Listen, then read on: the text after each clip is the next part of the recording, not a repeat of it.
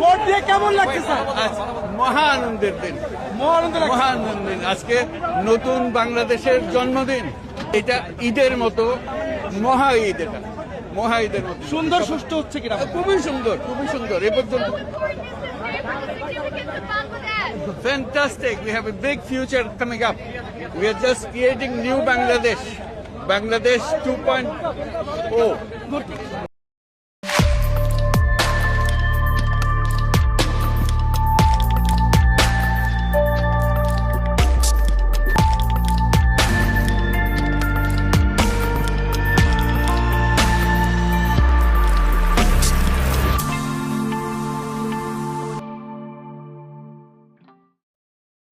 Professor Yunus স্মরণকালের সেরা নির্বাচন উপহার দিতে চাইছিলেন, যে উচ্ছ্বাস নিয়ে কথা বললেন সেটা কি হয়েছে?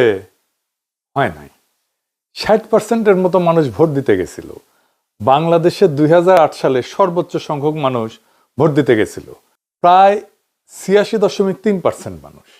1991 সালের এরশাদের পতনের পর প্রথম নির্বাচনে ভোটারের উপস্থিতি ছিল প্রায় 55.4%। 96 সালে ভোটার উপস্থিতি 75.6%।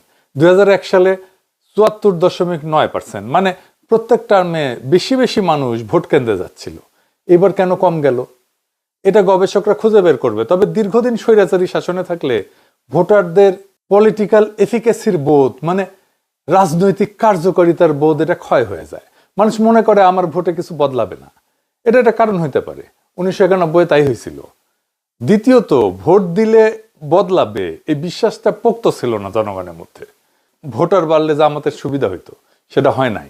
যাই হোক, প্রফেসর ইউনূস যে এত উৎসাহ নিয়ে বললেন নতুন বাংলাদেশ তৈরি হইতেছে, সেটা কি আসলে হইতেছে? এটাই কি আধুনিক ছেলের মতো আধুনিক বাংলাদেশ? আমাদের হিরেনমার তো কপালটাই খুলে গেল। হিরো, হিরো, একদম হিরো। যেমন উঁচা লম্বা তেমনি গায়ের রং, ইঞ্জিনিয়ারিং পাস, আবার আমেরিকা থেকে ট্যালেন্ট পুলে MBA করে এসেছে। বলে বিদেশে থাকলে এই দেশে সেবা করবে কিভাবে, একটা দায়িত্ব আছে না। আধুনিক ছেলে, ছেলে 99% ভালো, শুধুমাত্র ওই নাইট ক্লাবে যায় আর কি। মাঝে মধ্যে আধুনিক ছেলে তো। শুনেছেন, 99% ভালো হয়েছে স্যার। শুধু একটু প্রশাসন দু একটা সিটে ইধার কামাল উধার আর উধার কামাল ইধার করিছে। বই রেজাল্টের সিটে খালি কাটাছেড়া করিছে মাঝে মাঝে।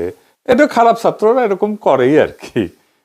ময়মনসিংহ 11 স্বতন্ত্র প্রার্থী কি বলতেছে যে এর চেয়ে খারাপ নির্বাচন নাকি হয় নাই, শুনেন। আমাদের উপর নির্বাচন করছে এটা আসলে একটা রোল মডেল। এরকমই নির্বাচন আওয়ামী লীগের আমলে হয় নাই। আওয়ামী লীগকে হার পেয়েছে। আজকে বাংলাদেশের যে কোনো সময় এর চেয়ে খারাপ নির্বাচন আমার মনে হয় আর হয়নি। সকালে 100 লাঠি নিয়ে আমার দৌড়েছে, ওরা আমার মারছে।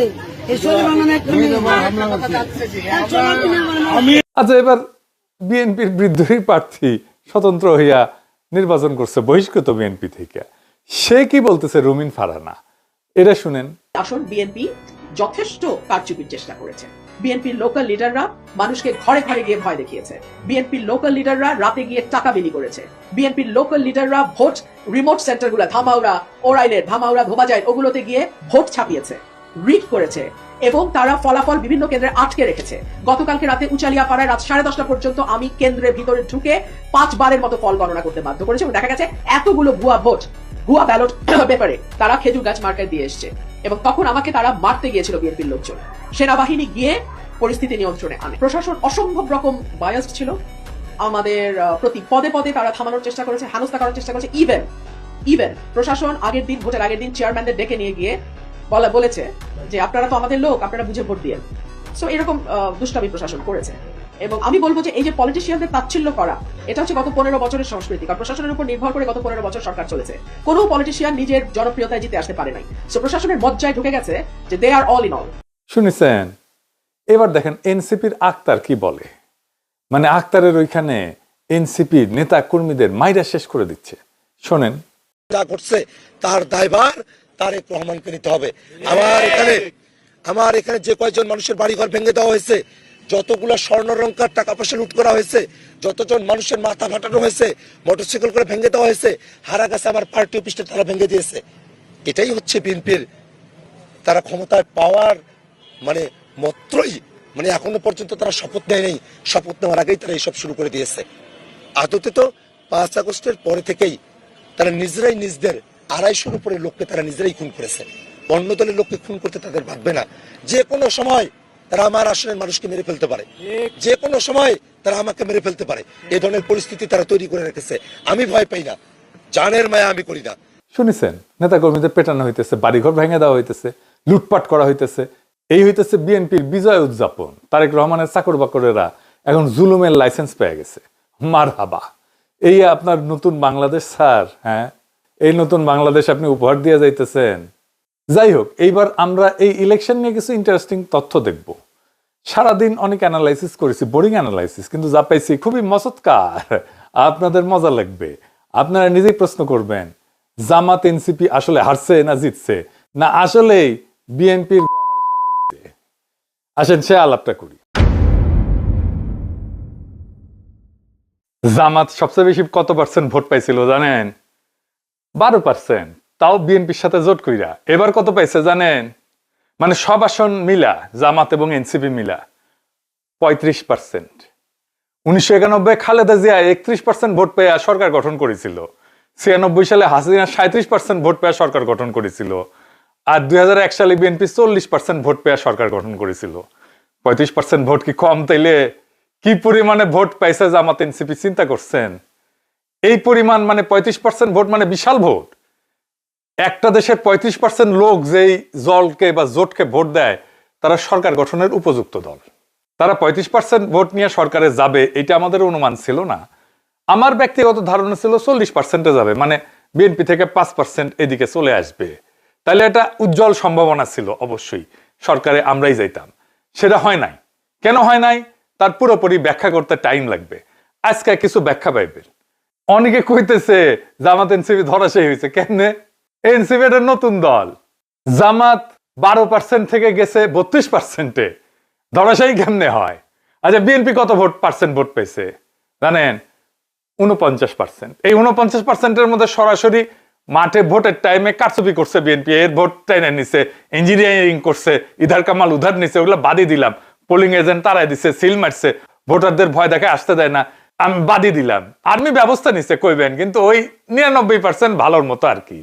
এটা সে আরেকবার দেখান, ওই 99% ভালো আধুনিক ছেলে আর কি, দেখান। আমাদের হিরেনমার তো কপালটাই খুলে গেল। হিরো, হিরো, একদম হিরো। যেমন উঁচা লম্বা তেমনি গায়ের রং, ইঞ্জিনিয়ারিং পাস, আবার আমেরিকা থেকে ট্যালেন্ট পুলে MBA করে এসেছে। বলে বিদেশে থাকলে এই দেশে সেবা করবে কিভাবে, একটা দায়িত্ব আছে না। আধুনিক ছেলে, ছেলে 99%-এ ভালো, শুধুমাত্র ওই নাইট ক্লাবে যায় আর কি। তো যাই হোক, এই 49% ভোটের মধ্যে আওয়ামী লীগের পুরা ভোট আছে। পুরা কত পার্সেন্ট? 15% তো হবেই। বাংলাদেশের তো 10%-এর মতো হিন্দু সম্প্রদায়ের পুরা ভোট পাইছে বিএনপি। আর 5% মুসলমান আওয়ামী লীগের ভোট। এটা মিনিমাম এস্টিমেট, মিনিমাম এতটুকু মিনিমাম পাইছে। তাহলে বিএনপির নিজের ভোট কত দাঁড়ায়? 34%। বিএনপি যে কলার দেখাইতেছে, রোয়াব দেখাইতেছে, ভাবেই আমগিয়া ভোট তো ওদের আমাদের যেতে কম। সরকারে থাকলে আরো কমবি, ন্যাচারাল, যা শুরু করছে সরকারে যাওয়ার আগেই। আর আমাদের বাড়বি। বিএনপি যে নিজের ভোট রক্ষা করতে পারে নাই সেটা আমরা পরে দেখব। নিজের পাশা উদলা অন্যের কাছ থেকে কাপড় ধার করে পড়িছে এই ভোট, এই 49% ভোট। এটা অঙ্ক কইসা দেখাই দিব একটু পরেই। তখন দেখবেন বিএনপির এই বিজয় কত ভঙ্গুর, বুঝি চাও। এখন একটা মজার ব্যাপার বলি, বিএনপি তো দিওয়ানা আওয়ামী লীগকে ফিরে আনার জন্য। তারেক রহমান নিজেই বলছে যে হাসিনার সন্তানেরা রাজনীতিতে আসতে পারবে। পঞ্চগড় সদর উপজেলা সভাপতি নিজে আওয়ামী লীগের অফিসের তালা খুলে দিছে। দেখেন, বিপুল আসনে সারা বাংলাদেশে সরকার গঠনের পথে এই প্রথম মুহূর্তে উপজেলা সভাপতি, চাকলাহাট ইউনিয়নের সাবেক আপনারা চুপ থাকেন কি বলছি, চেয়ারম্যান জননেতা জনাব আবু দাউদ প্রধান, তিনি প্রথমেই যে কাজটি করেছেন বাংলাদেশ আওয়ামী লীগের প্রতি তথা আওয়ামী লীগের তৃণমূল পর্যায়ের নেতা কর্মীদের প্রাণের যে সংগঠন আমাদের চাকলাহাট ইউনিয়ন আওয়ামী লীগকে তিনি আজকে তালামুক্ত অবমুক্ত করেছেন সেই দেখেছেন, ওইটা তো বিএনপি খুলে দিছে, তারপর সারা দেশে বাম্বু খাওয়ার পর কয় যে এটা না না এটা গুদাম গুদাম। একটা গোডাউনের চাবি তার কাছে তালা লাগাই দিয়ে চাবিটা সে রাখছে। বোরিং সমিতির সভাপতি, বর্তমান যে নির্বাচিত সভাপতি, সে আমাকে বলছে ভাই আমার চাবিটা সে আজকে নিয়ে গেছে, চাবিটা আমাকে দিচ্ছে না। পরে আমি তাকে বললাম যে পরিবেশ খারাপ করিও না, আজকে সবে মাত্র একটা নির্বাচন হয়ে গেল, পরিবেশ আর তোমার গ্যাঞ্জাম করো না, চাবিটা তুমি তাকে দিয়ে দাও। তারপর সে ওই ছেলে, আমাদের ছেলেটা চাবিটা তাকে দিয়ে দেয়, দেওয়ার পর সে তালাটা খুলে তাদের মতো করে তার দখলে নেয়। এখন এইটাকেই, এই ঘটনাকে কেন্দ্র করে এটাকে ভাইরাল করছে। আমি পার্টি অফিস খুলেছি, এখানে কোনো পার্টি অফিসের নামমাত্র নাই, কোনো সাইনবোর্ড নাই, ওই ঘরের মধ্যে কোনো চেয়ার টেবিল বসার আসবাবপত্র নেই, এবং এটা যে পার্টি অফিস এর কোনো সিমটমও ওখানে নেই। ওটা বাম্বুর গুদাম। আর আমলিগকে যা কইছে তোরা নিজেরা খোল, নিজেরা খোল, নিজেরা খোল, খুলিছে, খুল নাই, নিজেরাই খুলিছে। দেখেন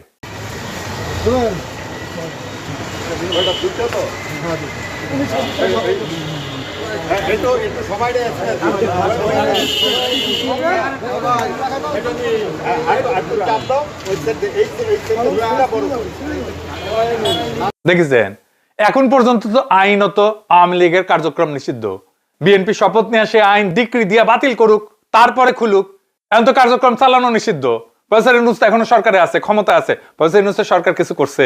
করে নাই। নিজের আইন ভাঙছে, নিজে কিছু করে না। প্রফেসর ইউনূসের সরকারের মিশন ছিল বিএনপির লেসপেন্সারি করে যাওয়া, সেটাই করিছে। আপনার কি মনে হয় বিএনপি আওয়ামী লীগকে ফিরে আনবে? ফিরে আনলে তো ওই যে 15% আওয়ামী লীগে ফিরে যাবে যেটা পাইছে বিএনপি। আওয়ামী লীগে ইলেকশনে অংশ নিলে বিএনপি হারতো, 100% হারতো। কারণ বিএনপি তখন এই 34% ভোট পাইতো, 49% ভোট পাইতো না, আমাদের সাথে কম পাইতো। তাইলে আওয়ামী লীগের ভোটে এই ব্যবধান তৈরি হয়েছে জামাত এনসিপির সাথে। বিএনপি কিন্তু ভোট বাড়ে নাই এক ফোটাও। বিএনপির এটাই ছিল ভোট, এরকমই ছিল ভোট আগেও। ওইখানে আটকায় আছে, আমাদের ভোট পাইছে বিপুল পরিমাণে। আওয়ামী লীগ না ভোট দিতে পারলে এই ভোট যে বিএনপির বাক্সে যাবে সেটা কি আমরা জানতাম না? জানতাম। যাই নাই, আমরা আওয়ামী লীগকে নির্বাচন করতে দিতে চাই নাই, আগামীতেও করতে দিব না ইনশাল্লাহ। কারণ আমরা চাই না আওয়ামী লীগ স্বনামে বেনামে কোনো নামে ফিরে আসুক। বিএনপি তার ভোট পাক আর না পাক। এখন আপনি জিগাইতে পারেন আপনি কেমনে জানলেন আওয়ামী লীগের ভোট বিএনপি পেয়েছে? এটা একটা বড় কাজ হয়েছে। আজকে আমি 1991, 96, 2001, 2008 এটার সাথে 2026-এর আসনগুলো নিয়ে অ্যানালাইসিস করছি যে আসনে কোন আসনে কে বিজয়ী হয়েছে। এটা দিয়ে খুব বোরিং কাজ, অনেক টাইম লাগছে, কিন্তু রেজাল্ট যা পাইছি আপনাদের তা মজা লাগবে। ভালো হয়েছে, এতে আমার ভালো হয়েছে। সিট ধরে ধরে এখন স্ট্র্যাটেজি তৈরি করতে পারবো। আমি এখন বুঝে গেছি কোন সিটে কি করলে, কোন সিস্টেম করলে, কোথায় কোন ক্যান্ডিডেট দিলে, কোথায় টার্গেট করলে ওটা জিতে আসা যাবে, এটা বুঝে গেছি। আমি ব্যাখ্যা করি, আপনারা বুঝে যাবেন যে আসলেই আওয়ামী লীগের ভোটগুলো বিএনপি পেয়েছে কিনা, আর বিএনপি কোথায় লুজ করেছে, কোথায় হারিয়েছে, আর তার এই বিজয়টা কত ভঙ্গুর। এইটা সাহেব আপনি 5টা ইলেকশন ম্যাপ গুলা দেখান না, পাশে নিচে লিখে দেন কোনটা কোন সালের, পাশেই দেখেন। আর যখন বলবো এলাকাগুলা 5টা ম্যাপে দেখেন। আজ এবার আল্লাহর নামে শুরু করি, বিএনপির এই বিজয় কেন এত ভঙ্গুর? আমি 4টে নির্বাচন ধরেছি এবং এইগুলোকে 2026-এর সাথে তুলনা করছি। আগেই বলছি 1991, 96, 2001, 2008। আমরা বিজয়ী দলের আসনগুলোকে 2 ভাগে ভাগ করছি। একটা হইতেছে স্ট্রিক্ট কোর, একদম কঠিন শক্ত মাল, মানে এটা আপনি কোনোভাবে নিতে পারবেন না। মানে 4টে নির্বাচনের মধ্যে কমপক্ষে 3 বার জয়ী হয়েছে এখানে। আর সফট কোর, এই 4টে নির্বাচনের মধ্যে কমপক্ষে 2 বার জয়ী হয়েছে। তো আওয়ামী লীগের এই স্ট্রিক্ট কোর আর সফট কোর কত? আওয়ামী লীগের স্ট্রিক্ট কোর হচ্ছে 35 থেকে 38টা আসন মাত্র। এটা আপনি কোনোভাবেই নিতে পারবেন না। কি কি? গোপালগঞ্জ, মাদারীপুর, এটাকে আমি যদি বলি দক্ষিণ মধ্য ব্লক, আর কিশোরগঞ্জ এটাকে যদি মধ্যাঞ্চল বলি, আর পার্বত্য অঞ্চল, এটা আপনি কোথাও কখন নিতে পারবেন না। আর আওয়ামী লীগের সফট কোর আছে আরো 50 থেকে 55টা আসন। বিএনপি স্ট্রিক্ট কোর কত? এটা একটু বড়, কিন্তু 63 থেকে 68টা আসন। বিএনপির সফট কোর 155 থেকে 165টা আসন।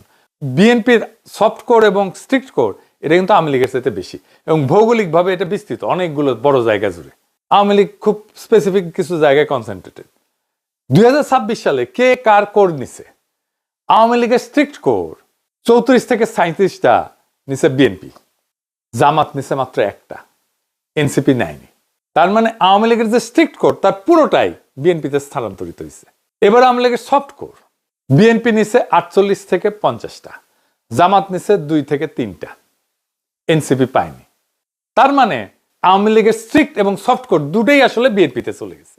এইবার বিএনপি স্ট্রিক্ট কোর 65টা, এটা কি রাখতে পারছে?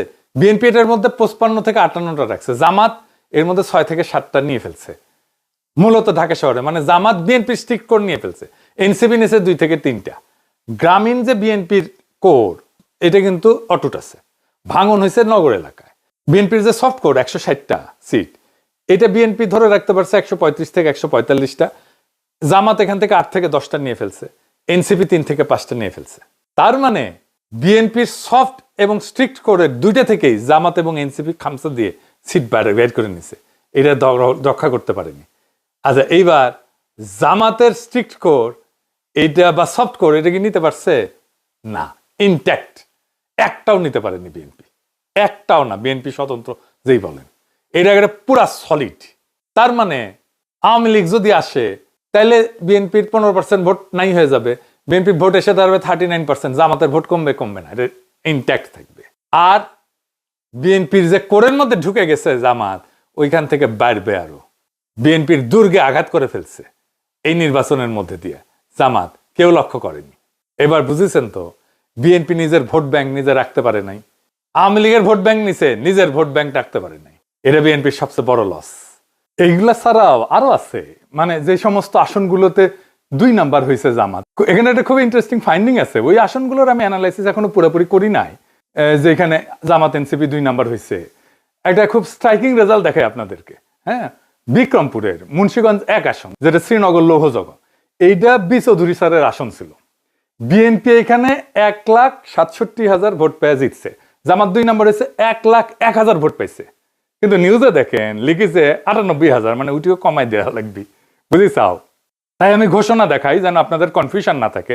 শুনেন, এডিটর সাহেব এটা ঘোষণাটাই দেখা দেন। আমার কথা কি শুনতে পাচ্ছেন আপনারা সবাই? AKM ফখরুদ্দিন রাজি, বাংলাদেশ জামায়াতে ইসলামী, বরাদ্দকৃত প্রতীক দাঁড়িপাল্লা, প্রাপ্ত ভোটের সংখ্যা 1,01,568, 1,01,568। এই আসনে যাদের বাড়ি, যারা মুরব্বী, তারাই বলেন এই এলাকায় জামাত, শিবির, ছাত্রী সংস্থা, এদের কোনো বেল ছিল, কোনো সংগঠন ছিল? জামাতের সবচেয়ে দুর্বল জেলার ছিল এইটা। এই জায়গায় জামাতের কোনো বেল ছিল না। মানে এটা বলেন, এদের সংগঠন বলেন, এদের সামাজিক প্রভাব বলেন, কিছুই ছিল না এখানে। এই আসনে জামাতের প্রার্থী 1,01,000 ভোট পাইছে। আমি ধরে নিছিলাম এখানে বিএনপি বিদ্রোহী প্রার্থী সেকেন্ড হবে, জামাতের অপরিচিত একদম আনকোড়া একজন প্রার্থী, এর জামানত বাজেয়াপ্ত হয়ে যাওয়ার কথা ছিল।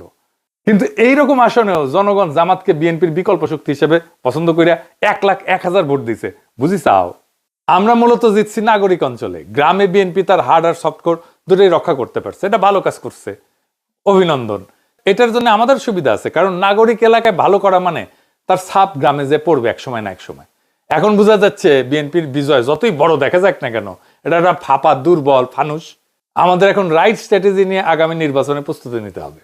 আজ বিএনপি আসন জিতছে, কিন্তু আমরা ডিরেকশন জিতছি, ডিরেকশন। এই নির্বাচন প্রমাণ করছে 35% মানুষ আমাদের পক্ষে, পরিবর্তনের পক্ষে। এটা পরাজয় না, এটা ভিত্তি। এই ভিত্তি আমরা তৈরি করে ফেলছি। ক্ষমতা সংখ্যায় টেকে, কিন্তু ভবিষ্যৎ থেকে প্রবণতায়, ডিরেকশনে। আজ যদি আমরা সংগঠিত হই, কৌশলী হই, ধৈর্য ধরি, তাহলে পরের নির্বাচনে ফল বদলাবে না, মানচিত্র বদলায় যাবে। স্রোত শুরু হয়েছে, এখন সেটাকে নদী বানাইতে হবে। আগামীর ভোট হবে প্লাবনের ভোট, বন্যার ভোট, ঝঞ্ঝার বেগে ভোট। এই প্রত্যাশায় আমাদের আগামী 5 বছর কাজ করে যেতে হবে, যেন আগামী 5 বছর পরে আমরা একটা ভূমিধ্বস বিজয় আনতে পারি। ইনকিলাব জিন্দাবাদ, আজাদি জিন্দাবাদ। হানিমুন পিরিয়ড শেষ, বাস্তবে ফিরে এসো হে আমার দেশ। মিষ্টি মধুর প্রেম কুসুম কুসুম, শেষ হলো উড়িতেছে যুদ্ধের ধুম।